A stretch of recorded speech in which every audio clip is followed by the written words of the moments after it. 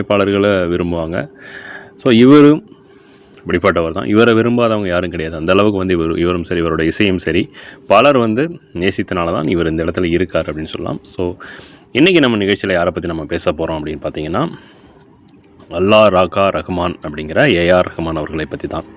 ஜனவரி மாதம் 1967 வருடம் சென்னையில் தான் அவர் பிறந்தார். இசை புயல் அப்படின்னு எல்லாதனாலையும் கொண்டாடப்படுகின்ற ஒருவர் தான் ஏஆர் ரஹ்மான் அவர்கள். ஆக்சுவலாக அவருடைய பேர் வந்து திலீப் குமார். அதுலேருந்து அவர் அப்படியே கன்வெர்ட் ஆனோன்னே ஏஆர் ரஹ்மான் சொல்லி அப்படி மாற்றிட்டாங்க. 1990களில் தான் ரோஜா படம் மூலமாக அவர் அறிமுகமானார். அதுக்கு முன்னாடி பல காலேஜுக்கு போனார், மெட்ராஸ் யூனிவர்சிட்டியில் படித்தார், அங்கேருந்து டிஸ்கண்டினியூ ஆனார். இசை மேலே ஈடுபாடு கொண்டதுனால, அவருடைய அப்பாவும் ஒரு இசை கலைஞர் தான், அதனால் வந்து இவருக்கும் அந்த ஈடுபாடு வந்ததுனால இவர் ஒரு கீபோர்டு கம்போசராக வந்தார். அதுக்கு நிறைய இசையமைப்பாளர்கிட்ட வந்து கம்போசராக ஒர்க் பண்ணியிருக்கார். பார்த்திங்கன்னா எம்எஸ்வி, விஜய் பாஸ்கர், இளையராஜா, ஜாகிர் ஹுசைன்,